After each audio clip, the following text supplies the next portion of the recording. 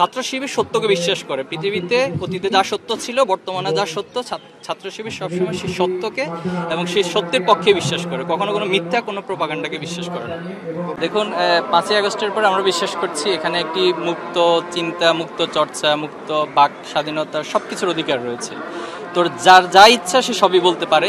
তবে আমরা অনুরোধ করব সে বলার ক্ষেত্রে সেটা যেন মিথ্যা না হয়, সেটা যেন প্রোপাগান্ডা না হয়, কারণ মিথ্যা প্রোপাগান্ডার ইতিহাসটা খুব বেশি ভালো না। যারা সত্যকে মিথ্যা দিয়ে ঢেকে দেওয়ার জন্য অতীতে চেষ্টা করেছে, তাদের পরিণতি হিস্ট্রিক্যালি পৃথিবীর ইতিহাসে কখনো ভালো হয়নি, বাংলাদেশের প্রেক্ষাপটে ভালো হবে না।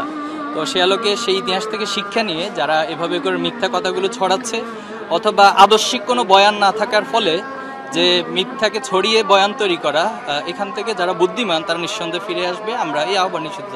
সেই বিতর্কের প্রেক্ষিতে যাই কিছু ঘটুক, সব কিছুর দায় ওনাকে নিতে হবে বলে আমি মনে করি। দেখুন, যারা আসলে আদর্শিক প্রতিযোগিতায় নিজেদেরকে পরাজিত মনে করে, তারাই শুধুমাত্র এই সমস্ত দ্বন্দ্বগুলোকে অথবা এই ধরনের যেগুলো বস্তা পচা ইস্যু, সেই ইস্যুগুলোকে সামনে এনে রাজনীতি করা তারাই করতে পারে। যাদের কাছে আসলে আদর্শিক প্রতিযোগিতা করার মতো কোনো উপাদান নেই, তারাই এটা করে দিয়েছে। এটা তো আমরা জানি না। সেখানে তো স্লোগান দিয়েছিল এনসিপির যারা, তারাও ছিল, এরপরে হচ্ছে অনেকেই ছিল। তো এখন অন্য কেউ হয়তো এটাকে ইস্যু বানানোর জন্য দিতে পারে, সেটা আপনারা ইনকোয়ারি করুন, খুঁজে দেখুন কেন দিয়েছিল, ওনাকে তদন্ত হতে পারে। বাট এই স্লোগানকে কেন্দ্র করে আপনি এই ধরনের বিতর্ক করা, এই ধরনের নোংরা রাজনীতি করা, এটা তো কোনো কাম্য হতে পারে না। জাতীয় সঙ্গীত তো এটা আগে থেকে প্রচলিত আসছে, এই জন্য ছাত্র শিবির এটা নিয়ে পক্ষে বিপক্ষে কিছুই বলতে চাই না। এটি যেভাবে আছে সেভাবেই থাকবে। তবে যদি সেটা, যেহেতু কিছু দাবি এখানে উঠছে যে বঙ্গভঙ্গকে কেন্দ্র করে রবীন্দ্রনাথ ঠাকুর এই জাতীয় সঙ্গীত রচনা করেছিলেন এবং এটা এই বাংলার জন্য বিপক্ষে দাঁড়িয়ে কিন্তু তিনি সেটা রচনা করেছিলেন। তো সেটা নিয়ে ভবিষ্যতে যদি কখনো পর্যালোচনা উঠে, মানুষের দাবি উঠে, সেটা গণভোট হতে পারে, মানুষের মতামত নিয়ে হতে পারে, তার মধ্য দিয়ে সেটা আলোচনা হয়। বাট এই মুহূর্তে ছাত্র শিবির এটার পক্ষে বিপক্ষে কোনোটাতে অবস্থান নিতে চায় না। এটা যেভাবে আছে এভাবে থাকবে, এটা আমাদের প্রত্যাশা। এখানে কোরআন উপহার প্রদান করা হচ্ছে। তো কোরআন তো আল্লাহর পক্ষ থেকে হেদায়েতের একমাত্র গ্রন্থ, এবং যেটাকে আল্লাহ তাআলা হুদাল্লিন নাস, অর্থাৎ মানুষের জন্য হেদায়েত বলেছেন, পথ নির্দেশনা বলেছেন। তো সে জায়গা থেকে এই কোরআনকে নিজের জীবনে বাস্তবায়নের মধ্য দিয়ে আসলে আলটিমেটলি মানুষের হেদায়েত এবং মানুষের যে মুক্তি, যেটা আমরা মানবতার মুক্তি বলছি, সেটি সম্ভব।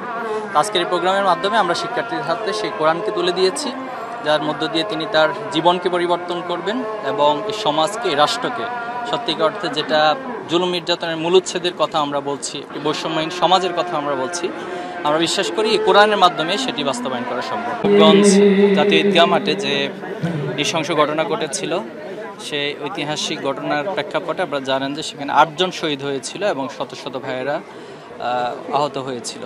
মূলত কোরআনের জন্য, কোরআনের প্রেমে সেই দিনে যে যারা শহীদ হয়েছিল তাদের স্মৃতিকে অম্লান রাখার জন্য এবং কোরআনকে সবার মাঝে ছড়িয়ে দেওয়ার নিমিত্তে আমরা 11ই মেকে কোরআন দিবস হিসেবে পালন করছি এবং সারা দেশে ছাত্র শিবির এই দিবসটি পালন করছে। প্রত্যেকটি ক্যাম্পাস, এরপরে জেলা, মহানগর, সকল জায়গায় আমরা এই কর্মসূচি পালন করছি।